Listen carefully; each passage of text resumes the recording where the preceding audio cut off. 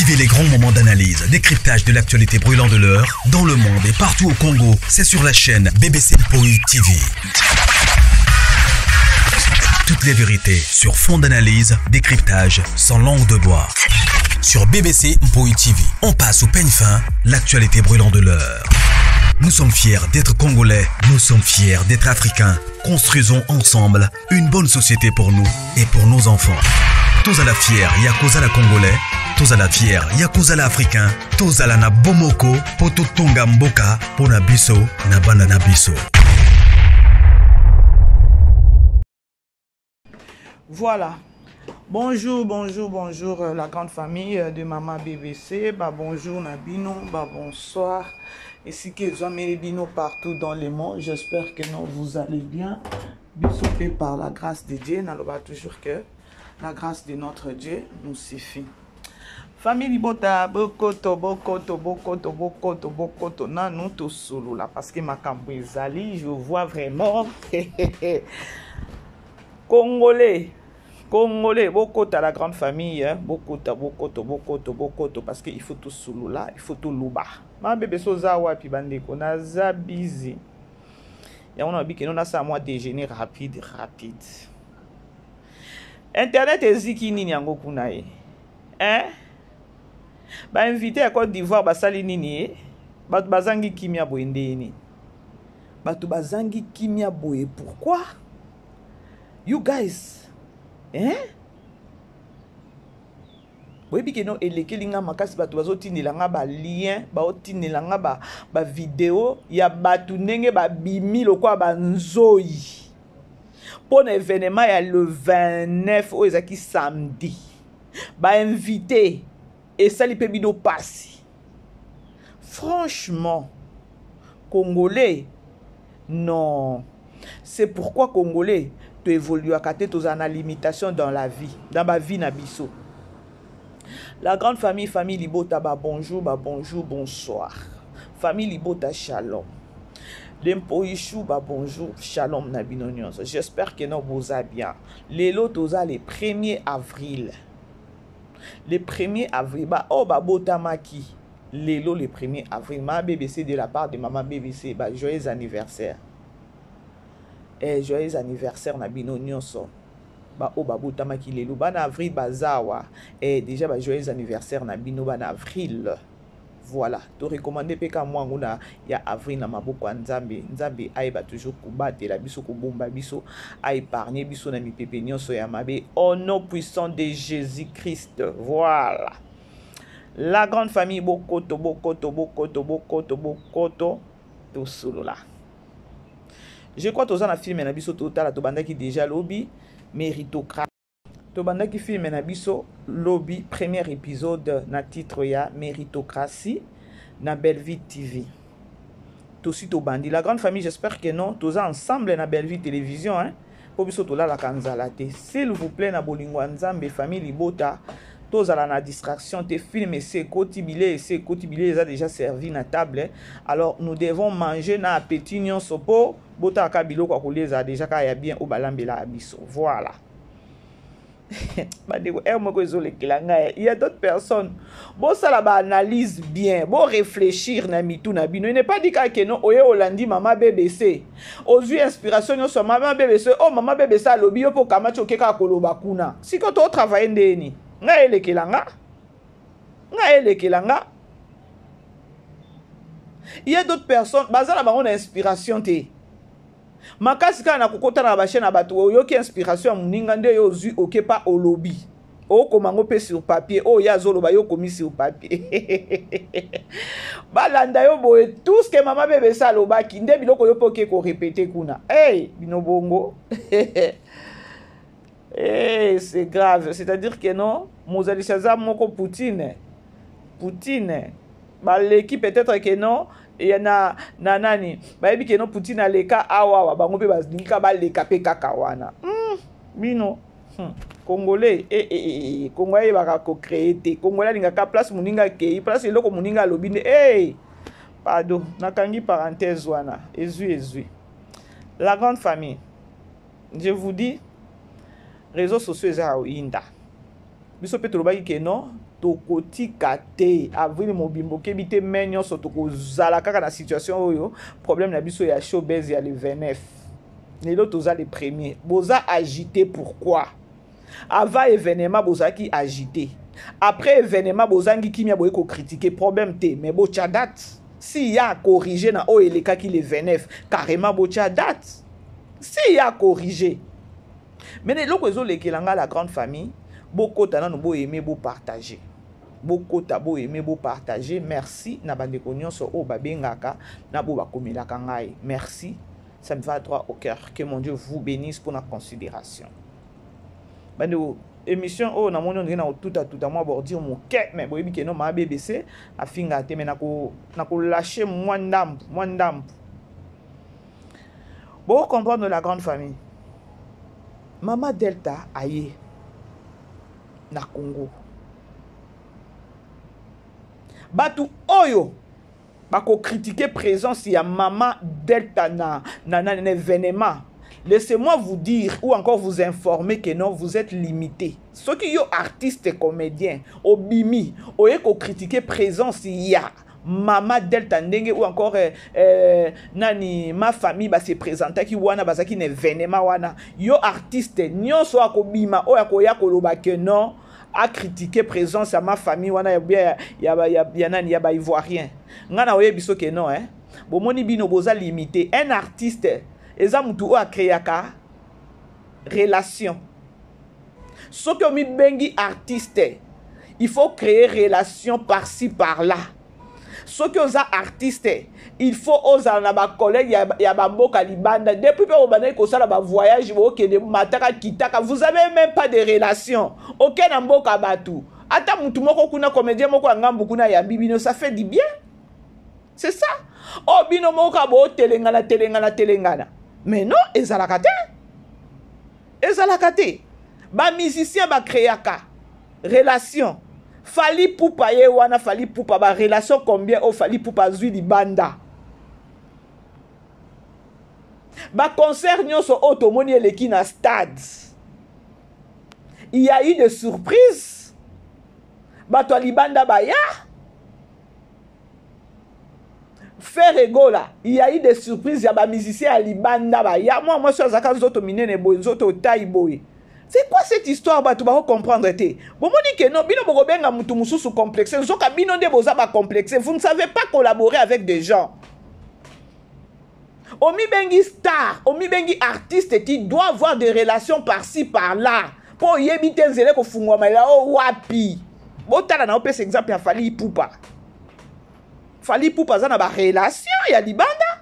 Boko bengi za complexé, complexité. Un artiste doit avoir des collaborations. Il faut ça là, connaissance na bato libanda pour na carrière na ye. Pour yeba na pe monde entier. Boye ba ngote. Bomo na bato o baza limité, nde boko bima pour na kwa koloba di n'importe quoi. Artiste o aza na collaboration na bato mususu na ba artiste ya libanda te oza mutu te. Oza toujours embrayé peut-être ka na ba malanda ngombe na yo. Oza la toujours troublé kaka na ba malanda ngombe. Na pesi exemple terre à terre, ceux qui vont retrouver en louche ya koloba ke non, événement ya le 29, ma famille ba boy eza complexe. C'est quel genre de complexe? Est-ce que bino vous comprendre ka moi na ya complexe ezani? Mais bino de boyo ki en complexe parce que vous êtes limité. Boza limité, bo ça la bato. Ay nza melanga yi. Na matate. Hey. Tout le monde qui concert ya ba musicien na biso. Et ça qui na ba musicien mususu libanda bayaki. Wana bokolo ba kezana zaki complexe. Mais lorsque eloko ba bengi spectacle, eloko ba bengi événement, il faut bo ça la di nouveau, il faut bo ça la surprise. Ce que bino bo trouver kaka ma famille nenge se présenter wana boboni nini yango. Ma famille peut zapper kaka pays Afrique loko la bino Congo. Si comme ça biso que non peut-être ceux qui zaki peut-être que non mutu moko aux États-Unis. Bon ngebo lo banini ka complexe. Boboni complexe de batu baye ba ko définir moi complexité. Bino de bo trouver ngo siko bino de bo za ba complexé. Parce que level ya muninge za likolo bino bo ko mate bo créer ba relation te. Bozaka ka c'est na ba makamu moko bo ezanga tina. artiste okika kokende kotambola boye oza na show te oza na spectacle te oza na nini te pardon bandeko bolimbisa moko il faut to répondre les bato mususu o na oyeba te so ba raisonner nde nini artiste donc non comprendre te bomoni attendez ma famille ba kitaki na Congo wana ba yé parce que ba invité bango et pas ba collègue na bango pe ba artiste it makes sense.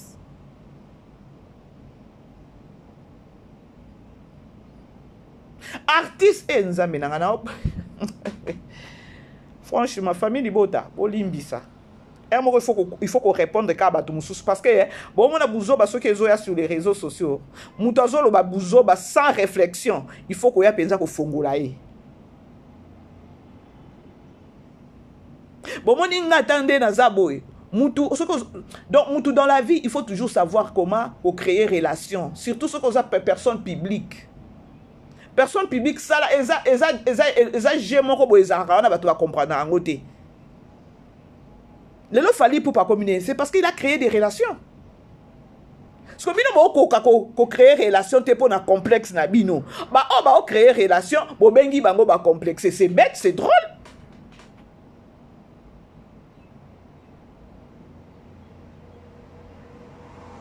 Bobi makuna bolo basusu c'est oh delta boye bo tchaka mama loketo c'est quoi cette histoire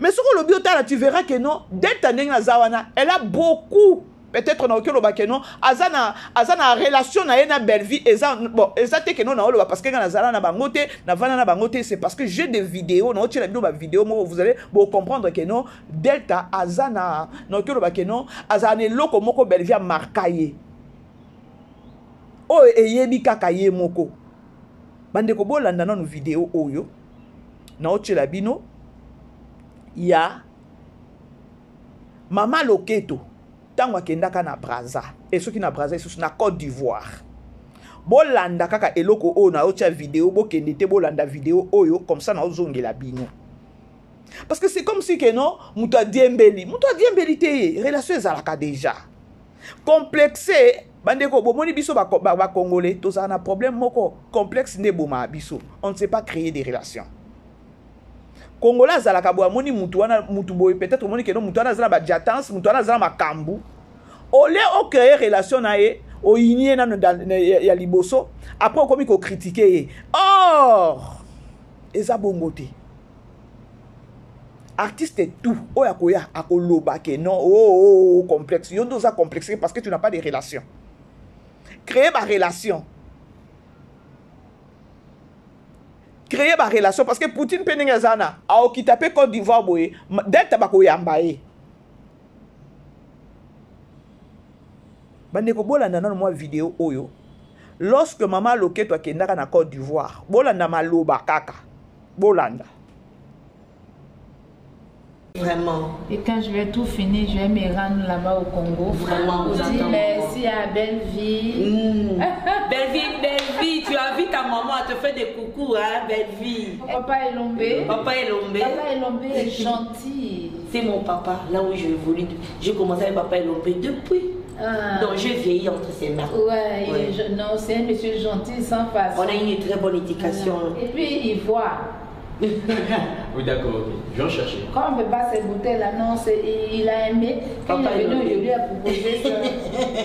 Il avait aimé. Oui, je lui ai proposé la bière de Côte d'Ivoire. Voilà, la bière de Côte d'Ivoire. À Ivoire, et puis à Solubra. Boc, Solubra. Il a dit que ils ont mangé le bois à checker. Oui, qu'est-ce que c'est? Bon, je vous allez bon. Il faut voir. Donc, voilà, à checker. Voilà la bière. Voilà du vin, on appelle ça qu'il avait tout ce qui est. Il a déposé là, il a curé, il a goûté. Et il a fini par aimer. C'est que vous appelez là, vous n'avez pas foufou. Mais il a mangé, il a apprécié. C'est un monsieur sans façon. Et puis voilà, Belle Vie. Ah, c'est ma biche. Bonjour ma biche, je vais venir. Ta soeur est venue me voir. Quand je vais finir de travailler, je viendrai là-bas. D'accord, maman. Je viendrai. Ok. Et puis n'écoutez pas ce que les gens racontent. Les gens parlent trop. Non, parlent... Belle Vie, c'est ma biche. Bino moko boyo kikuna. belle vie aza nani na ye bandeko tokotiela bino bavideo oyo tokotiela mpenza bino parce que c'est comme si bozomona on dirait soki mpe ndenge nini boyoki ndenge alobi aza pembeni na mama loketo mais alobi belle vie c'est ma biche belle vie boyoka wana parce que pourquoi bozomema makambo yango on dirait soki mpe ndenge nini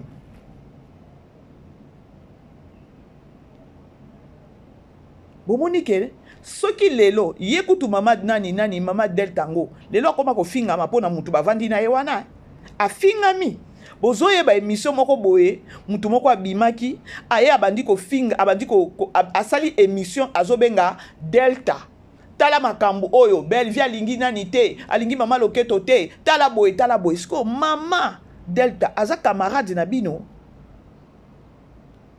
siko na ye moko nanu ye mama loketo lorsque bozo toucher bozo sala ba émission na komwa mama Delta mais aye ba pe que non a reconnaître que non mama naza mama mukolo oyo a se déplaçaki azana matanga a se déplaçaki aye ko rendre ye visite place ye azalaki or à la logique pour un respect yende peut-être alinga bimisa makolo na ye ake pa mama Delta mais mama Delta elle s'est rendu compte que wana za mwana uti boy na matanga atiki à se dépêcher ko kene kotala mama loketo mais lelo to koma komona batu bazo sala ba life na komo mama Delta soki azaki femme moko boye azana réflexion ya bien azana mutema ya kibo mama akobate mama wana ya manga na Côte d'Ivoire to yeba dina ye mais relation na ngana ye eza ndenge mususu relation na ye na belle vie pe eza ndenge mususu simple ya ko comprendre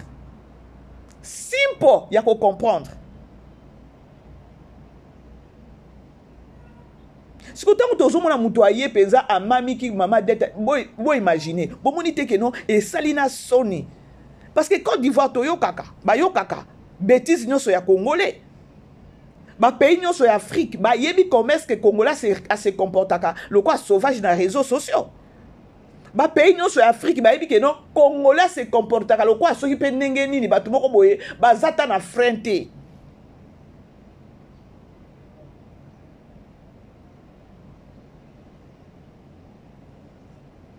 na ozongisa lisusu video wana boyoka ngo malgré basololi malgré mama loketo azolinga kodevie kolongola be mama Delta azaka na munoko ne kaka na belle vie c'est ma biche alobi yango nga na lobi yango te nazotia yango lisusu Vraiment. Et quand je vais tout finir, je vais me rendre là-bas au Congo. Vraiment, vous dire merci à Belle Vie.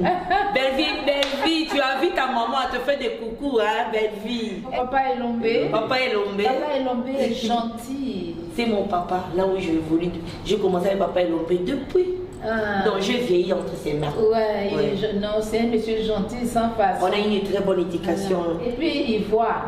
Oui, d'accord, ok. Je vais en chercher. Quand on ne peut pas ces bouteilles-là, non, il a aimé. Quand il est venu, je lui ai proposé ça. Il avait aimé. Oui, je lui ai proposé la bière de Côte d'Ivoire. Voilà, la bière de Côte d'Ivoire. À Ivoire et puis à Solubra. Boc, Solubra. Il a dit que ils ont mangé le bon à checker. Oui, qu'est-ce que c'est? Bon, je vous allez bon. Il faut voir. Donc, voilà, à checker. Voilà la bière. Voilà du vin, on appelle ça qu'il avait tout ce qui est. Il a déposé là, il a curé, il a goûté. Et il a fini par aimer. C'est que vous appelez là, vous n'avez pas foufou. Mais il a mangé, il a apprécié. C'est un monsieur sans façon. Et puis voilà, belle vie. Ah, c'est ma biche. Bonjour ma biche, je vais venir. Ma soeur est venue me voir. Quand je vais finir de travailler, je viendrai là-bas. D'accord, maman. Je viendrai. Ok. Et puis n'écoutez pas ce que les gens racontent. Les gens parlent trop. Non, parlent. Ye moko sami yokeli na matoi wana ke no belle vie c'est ma biche. Ye moko ami yokeli biso no soto yoki yango bandeko. Eloko mususu bo yoki tango atangi komba papa Elombe. Alobi nini? Papa Elombe, donc abandi nanga mwana muke, il m'a vu comment na vieillir na maboko na ye. Lelo komi papa bodo. Tolobi na biso kaka. Bobilili eza. Osa la guerre na batu moko boye. Oh, na yebite franchement. Franchement. La grande famille, beau aimer, beau partager s'il vous plaît, aimer partager tout solo là.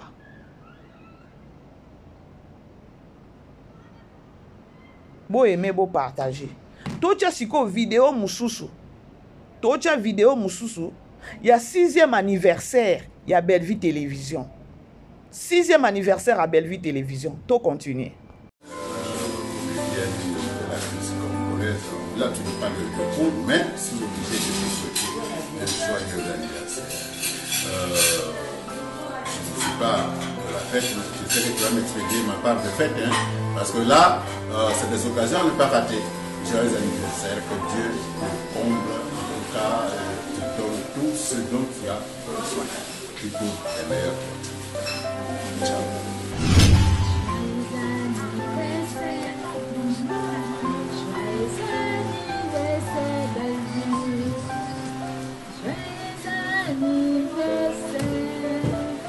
Joyeux anniversaire, Bellevue. Joyeux anniversaire. Que beaucoup d'autres années viennent s'ajouter sur ton année. Merci beaucoup. Merci de ta gentillesse. Merci pour tout ce que tu fais pour l'Afrique. Je ne vais pas dire seulement pour RDC. Parce que maintenant tu appartiens à toute l'Afrique, que ce soit francophone ou anglophone. Merci beaucoup. À travers ton anniversaire, je salue tous les Congolais. Je vous salue de votre gentillesse, de votre bonté. J'ai dit comme ça à Bellevue, Dieu a fabriqué les Congolais. C'était le jour de son anniversaire. C'est pour ça que tous les Congolais sont gentils, honnêtes et sincères. Continuez de rester comme ça parce que vous êtes, comment j'ai dit même, ne changez pas. Parce que le monde est devenu maintenant méchant, mauvais. Restez comme ça. Aimez vos femmes, adorez, considérez les femmes, continuez d'appeler les femmes maman, mamie, gentille. Merci beaucoup. Joyeux anniversaire, Bellevue. Je t'adore, tout le monde t'adore. Faut pas me fatiguer. Bonjour, moi c'est Michel Beau. Cette vidéo est juste pour dire joyeux anniversaire à Bellevue. Bellevue depuis la RDC. Et big up à toi, en tout cas, longue vie, santé de fer, prospérité, tout ce qui est bon. Et franchement, prions pour que la paix règne à jamais en Afrique, dans toute l'Afrique. Voilà. Dites-moi, est-ce que relation est complexe? Au lieu même d'applaudir pour la personne, il y a hey, Mamoza Makasi au kitisi ma famille na Congo. Et le bien ta Karine, n'a raté comme on a ma famille, surprise à moi, ma famille, fallait na mona bango. Vous êtes décomplexé? Pour le baba makamu mususu alobi ke na lo baku tout les gens na on pesa makam. Donc c'est-à-dire awa na mama del tango ndenge akei wana na réseaux sociaux ndenge se comportaka Côte d'Ivoire pe ndenge balandaka mama ba matiso miniature kuna na Congo pour se présenter ki kaka na Congo respect zata mukete ya mutu auti na mboka na bango aye ko honorer ndeko na bino artiste mais vous vous permettez ya koloba di n'importe quoi na mutu wana yango Congo na bino oyoyo Congo na biso oyoyo ezaka pasi. Au moins nous avons invité mutu abita roya boye après présence nanga boye ko kende nanga na boki ka mukongo boye minya respect à bato ezate. Ce qui vont minimiser événement it fine bon minimiser biso to ebi non événement kenaki worlds bon minimiser bo chadat bon minimiser bo chadat. Ba spectacle automoni ceux qui ba événement ceux qui ba spectacle automoni ba comédien ba ke ceux qui na ba poto na so critiquer te to zo lo ba kaka moke ko la kisaba to ba biloko moko ya ba ceux qui ya ba edingwe c'est quoi cette histoire? Le message c'était quoi? Na ba to ba eko tala bino bo vandiana bo finga ba to manzaka je sais pas mundela ba to finga mi na spectacle wana tu n'auras pas l'idée. Et c'était quoi le message? C'était quand avant-hier qui maman moko alobi ke non ceux qui soulé kaouka je sais pas moi beaucoup de respect yo no me makaba artiste pour na kokele ko ça spectacle ba to spectacle bango yo il y a les vénef spectacle moko tout le monde a kota ki na ben et tout le monde a saisi ça qui eloko moko na nini na e bota ba spectacle ba ça la biso na ba kene ko sala na ba poto atozaki ko mela mai ba matana podio di n'importe quoi. Dis n'importe quoi, babimi ba edingwe. C'était quoi le message na public? Boye bisanga. C'était quoi le message? botie sonnerie soki son kuna ya ta la la la la ta la la la tiko biso bato bayaki kotala bino ezaki nini message opesi bango ezaki nini à part peut-être pe na ba bêtise otomonaki mundele ya batu wana oyo banaki ko travailler soki na restaurant afingami na spectacle wana ezaki kitoko te. C'est parce que kaka biso ba congolais toza batu moko boye to to kenda kaka tikaka to kende. Mais à la logique des choses, spectacle et événement tout le monde et puis les 29, rien à dire.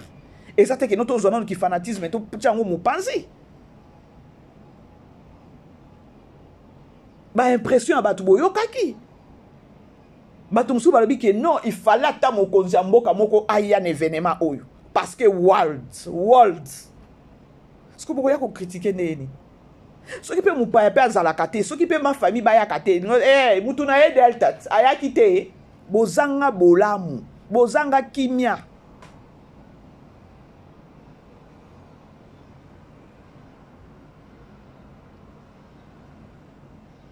Bozanga kimia na vie na bino.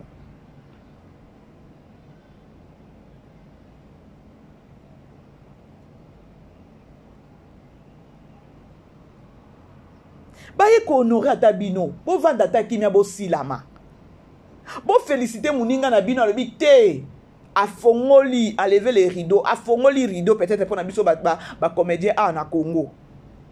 C'est parce que bozaka ba bozana ba limitation ba vision et loko Belleville a sali soki bozaki ba tususu na sima kaka ya le 29 oyo vous les artistes ba conscience na bino nga ozonga bo bengani bo sololi bo bité. Ata toza na producteur te to sala boye biso nyonso ba artiste to sangana to benga communauté na biso Kinshasa boye bo louer to soki nani palais du peuple soki wapi bo sepeli si Congo nyonso bozui mayele te bozui ka mayele te na événement ya le 29 mais bozui temps ya ko critiquer c'est malheureux. Donc ma conscience na bino et reprocher bino ne loko moko te na événement le 29. Belleville la kisi talent ya oboza nango botala système nani na okelo banini spectacle ya nani ya nani ya décor mais ça qui fait abimi kitoko na veste na ye donc Belleville a honoré na lingala na français nyonso atie wana abimi si batu tala batu mangala abimi si bango wana. Bota la bosse yana tchela bino. Bota la spectacle oyo. Oyo zaki na moment ya nani na moment ya spectacle ya décor. Tango zaki pasteur. Tango bengi asali atei alobi et puis molimo ekiti komi koloba prophétie komi era ya prophétie. Nzamba la ki se ke no mama moko azala mwana ne moko aliboma. Mais ça c'est ezaki scandale. Nga kutu tango alobi ke no mzamba la kisinga mama moko azana mwana ne aliboma awa na kati ya dini boye na kati ya église. Bon nga labi peut-être ake nango kaka da scénario alobi kaka tika loba. Mais lorsque tozomona Marie-Jeanne Bolola azobima kuna na sima meza ki scandale les gens ont crié. Botala ne ba bimaki. Siko bolingi to sa ndeni. Toke nango ndeni.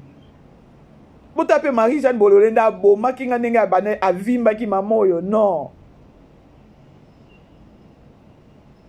Vous féliciter. Ce que tu as beaucoup félicité Belleville, vous féliciter ta artiste ou ba accompagner qui Belleville parce que na bango nyonso na ndenge bazawana eza na batu mususu bino bosolaka na bango à la logique.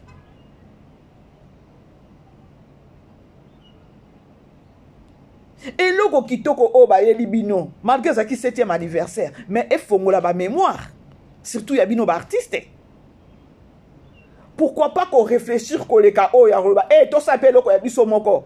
Ba artiste ba sangana ki ba musicien ba JB Mpia ba sangana ki wenge musinge sangana ki ba beta ki stade. Vous les artistes, nos artistes congolais, les comédiens, vous avez un talent. C'est juste parce que vous n'avez pas l'amour entre vous. Vous avez un bolingoté, la bino na bino, vous avez se critiquer, vous avez bomana. Or, et l'eau quoi boye.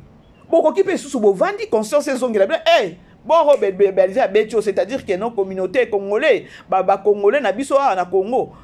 tokoki kosala nini tokoki oluka eloko moko boye toluki sale toluki eloko moko monene bosangani baartiste. C'est juste une idée parce que na eloko oya événement oya le 29 soki ekolekela bino kaka boyena vous les artistes ekolekela kaka bino boyena mutu kaka boyeleki le 29 eleki bozangi attaque no conscience na bino et reprocher bino na eloko moko franchement boza batute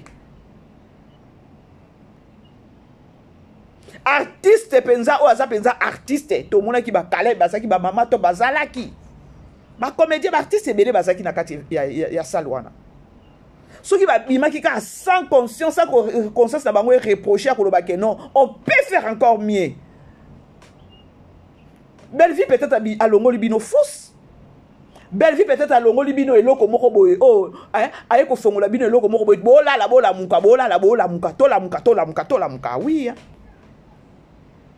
Attendons voir. Ceux qui ont conscience na Bino et reprocher Bino dans l'événement, les 29, on verra encore Yakoleka A. Avec, donc, et ça qui passe parce que bolinganité et donc il faut nous en together.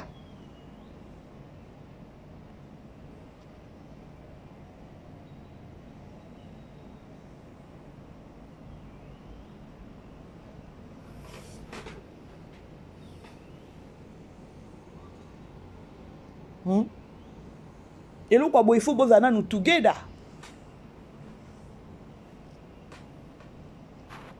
Mutema mabe bozoka mutema mabe eza pona nini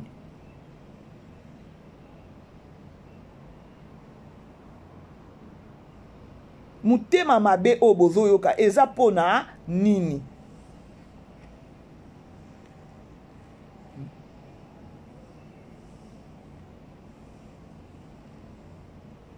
non la famille botika eloko abie soki esalemi botika bo apprécier yango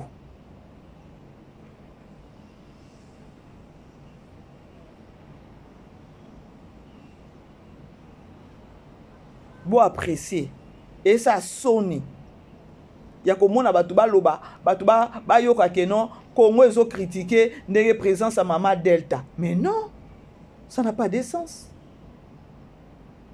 et ça n'a sens te et ça n'a sens te et ça n'a sens te boko kunda pe événement oyo te boko kunda showbiz te ola boloba loba mingi c'est mieux peut-être botie kaka date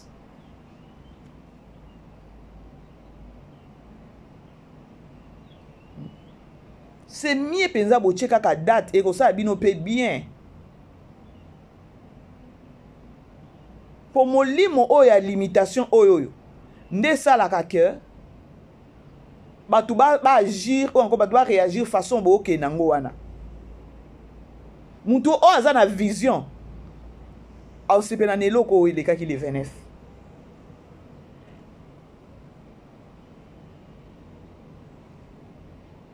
mutu aza kaka na vision akosepela na eloko oyo elekaki le 29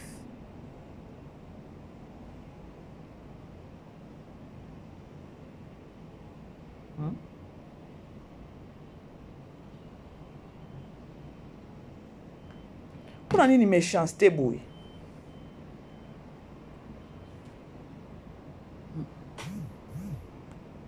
la grande famille beau aimer beau partager aimez partager s'il vous plaît beau aimer beau partager et ça bien bozo se gêner même pas maman bato outi pardon congolais pardon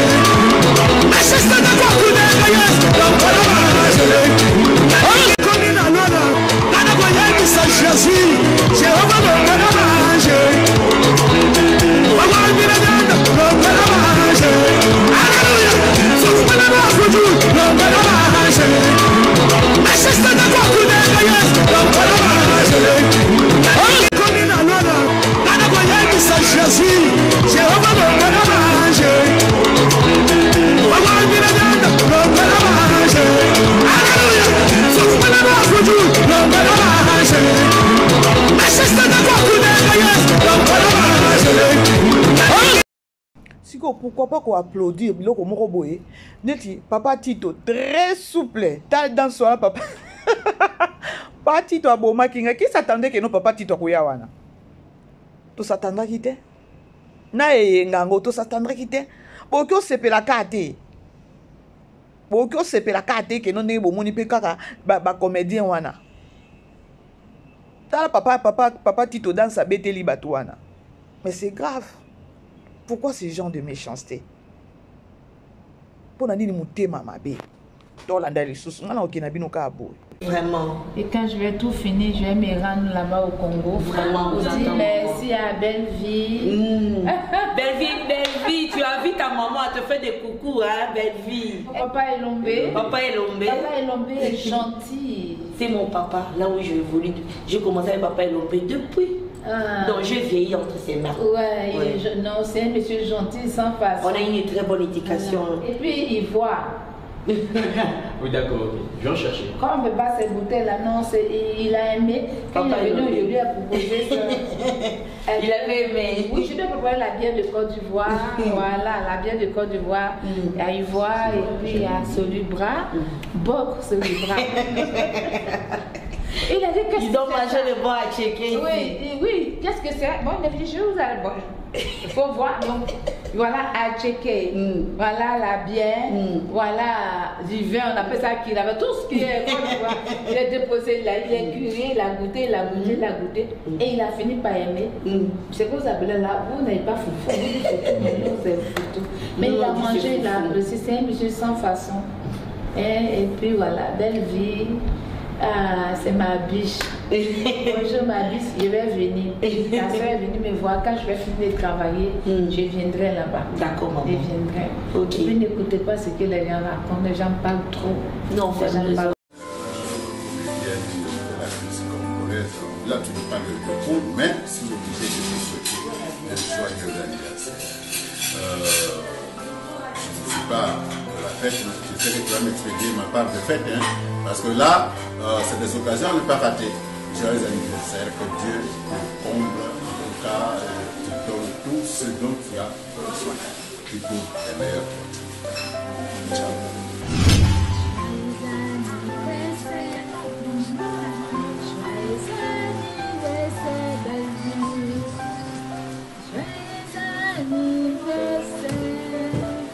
Joyeux anniversaire, Belle-Vie. Joyeux anniversaire. Que beaucoup d'autres années viennent s'ajouter sur ton année. Merci beaucoup, merci de ta gentillesse, merci pour tout ce que tu fais pour l'Afrique. Je ne vais pas dire seulement pour RDC, parce que maintenant tu appartiens à toute l'Afrique, que ce soit francophone ou anglophone. Merci beaucoup. À travers ton anniversaire, je salue tous les Congolais. Je vous salue de votre gentillesse, de votre bonté. J'ai dit comme ça, à Belle-Vie, Dieu a fabriqué les Congolais. C'était le jour de son anniversaire. C'est pour ça que tous les Congolais sont gentils, honnêtes et sincères. Continuez de rester comme ça, parce que vous êtes, comment j'ai dit même, ne changez pas. Parce que le monde est devenu maintenant méchant, mauvais.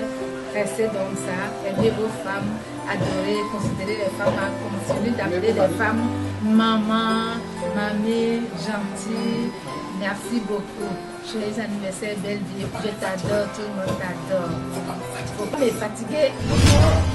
Bonjour, moi c'est Michel Gou. Cette vidéo est juste pour dire joyeux anniversaire à Belle-Vie. Depuis la RDC. Et big up à toi, en tout cas, longue vie, santé de fer, prospérité, tout ce qui est bon. Et franchement, prions pour que la paix règne à jamais en Afrique, dans toute l'Afrique. Voilà. Qu'est-ce qui est humain? Yoka maman. Écoute, ce qui est humain.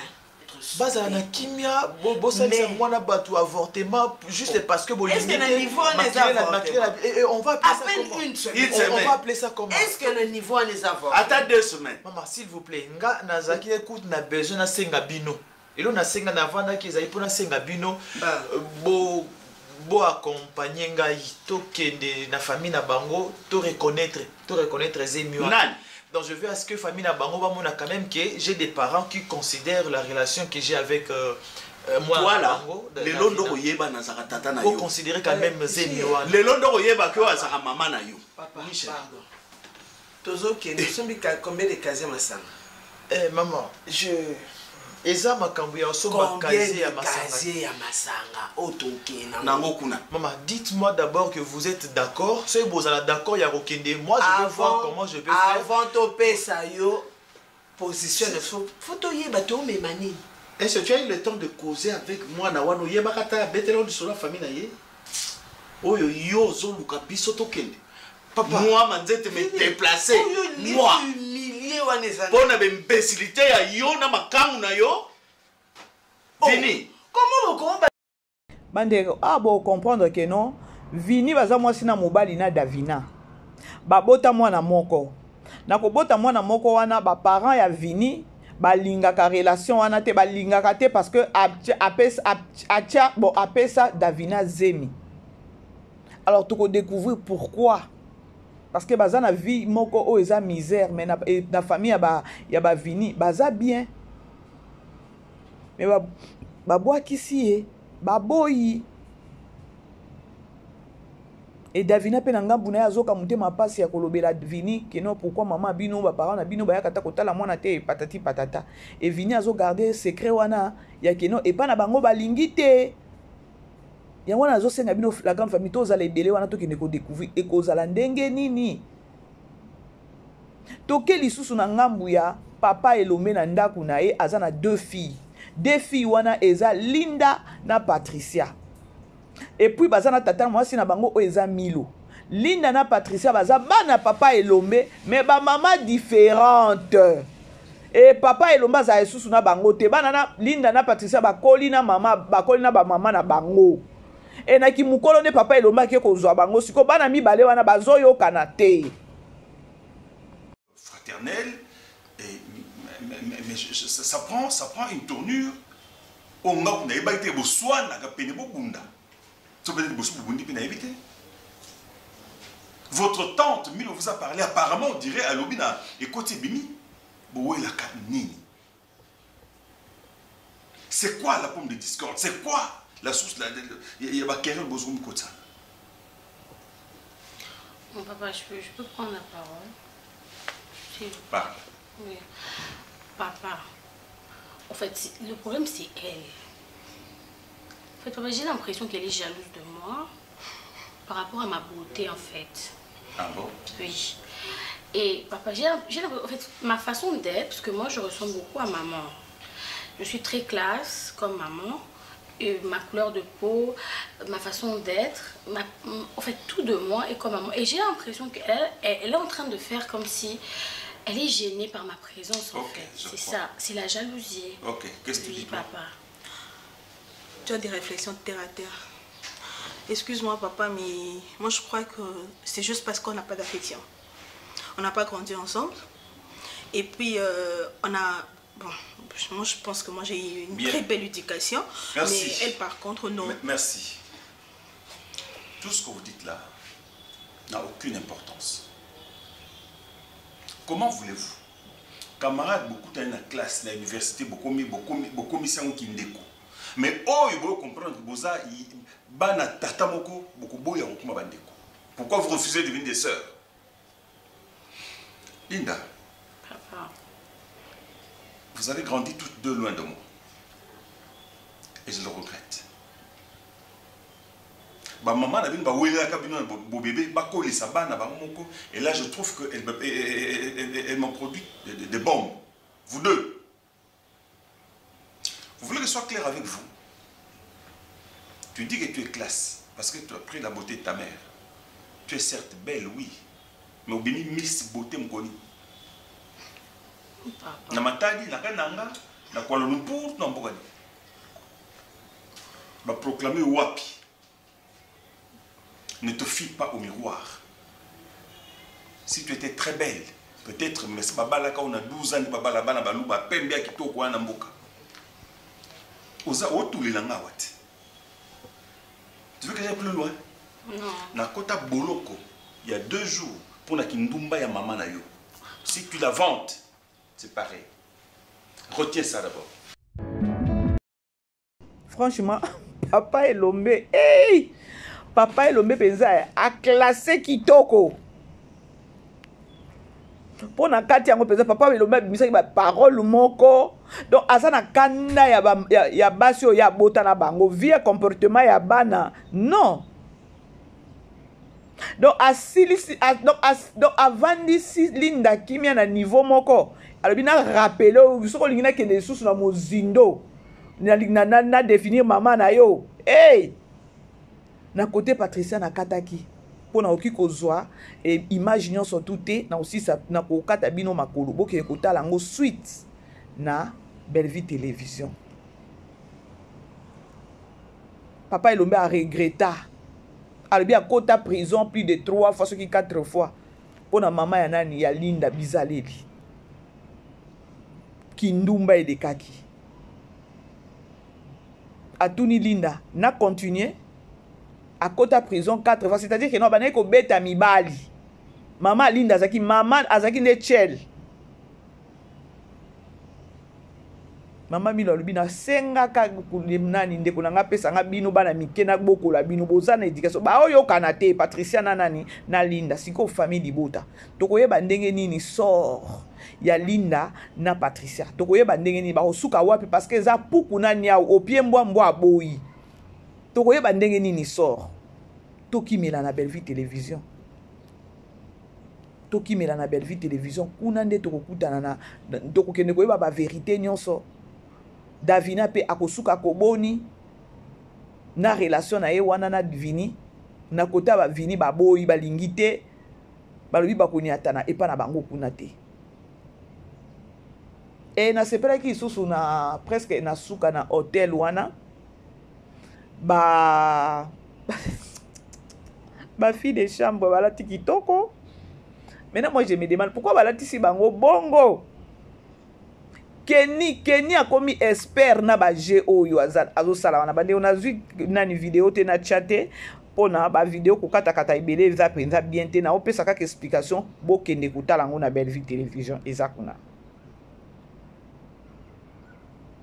ba fille de chambre mi yibi boka ki dakosta ninga lobaki effectivement bande ko ba fille de chambre mi yibi Poutine azo yaka azo fongola kaka les choses diront commencer makambo malonge bandi siko ya bitumbe bandi asko Poutine ayeko exposer ba fille de chambre ayeko exposer bango bonyokoli batu na ba hotel ba fille de chambre to yebi omona mutu abimi boya lalaki kuna aye na phone ozwi wapi ndoka sayibaki kuna na tozao parce que boyoka ki ndenge dakosta bana ko gangela bango tozozo ba rapport na bino ba biloko ba tezo bunga miyibi baye ko exposer bango.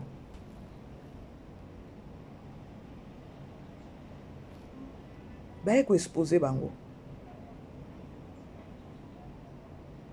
Alors bref, la grande famille événement ezaki kaka moko ya le 29 showbiz o ezaki pe sold out.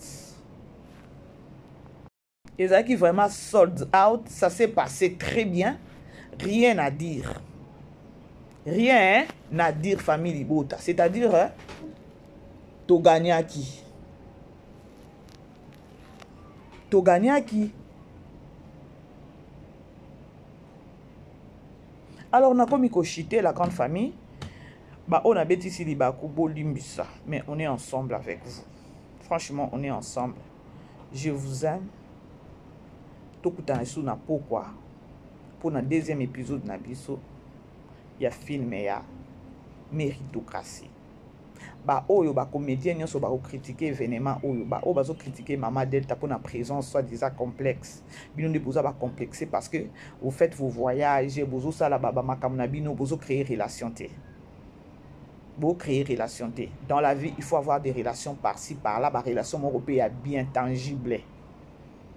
Si vous êtes limité ezabino Bellevue azamuninga na bino ata mokete levo.